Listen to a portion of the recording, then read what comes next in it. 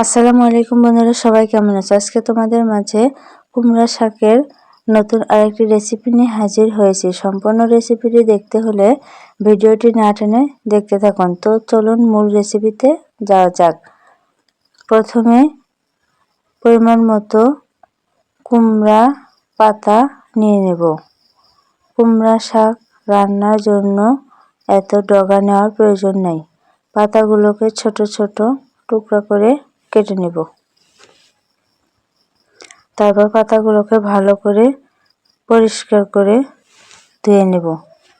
তারপর চুলায় একটা কড়াই বসিয়ে দিয়ে কড়াইয়ে পাতাগুলো দিয়ে তাতে পরিমাণ মতো লবণ দিয়ে দেব। তারপর নেড়ে চেড়ে পাতাগুলোকে ভালো করে সেদ্ধ করে নেব।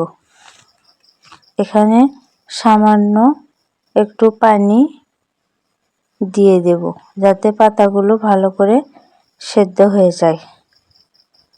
পাতা থেকেও পানি উঠবে, তবুও একটু পানি দিয়ে দেব।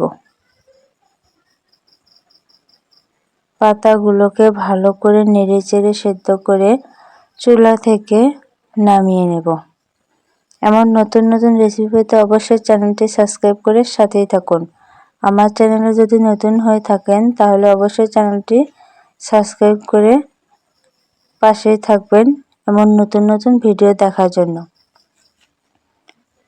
শাকগুলো ভালো করে সেদ্ধ করে নামিয়ে নেব। তারপর একটা বাটিতে পেঁয়াজ, কাঁচামরিচ এবং রসুন টুকরা করে কেটে নেব।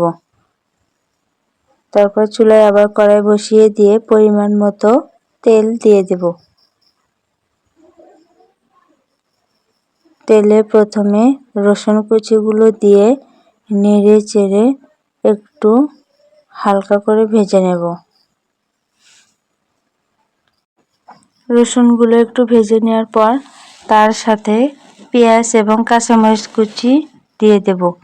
তারপর সবগুলো উপকরণকে আবার নেড়ে চেড়ে আরও কিছুক্ষণ ভেজে নেব। আমার এই রেসিপিটি যদি ভালো লেগে থাকে তাহলে অবশ্যই আপনারা বাসায় ট্রাই করতে পারেন। সবগুলো উপকরণ ভালো করে ভেজে নেওয়ার পর আগে থেকে সেদ্ধ করে রাখা কুমড়া শাকগুলো দিয়ে দেব।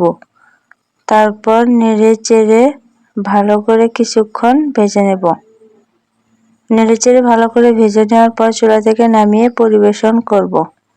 আজকে এ পর্যন্তই। আগামীকাল নতুন আরেকটি রেসিপি দেখার আমন্ত্রণ রইল। সে পর্যন্ত ভালো থাকবেন, সুস্থ থাকবেন। আর যারা এখনো চ্যানেলটি সাবস্ক্রাইব করেনি তারা অবশ্যই চ্যানেলটি সাবস্ক্রাইব করে প্রতিদিনের নতুন নতুন ভিডিও দেখতে থাকুন। ভিডিওটি দেখার জন্য ধন্যবাদ।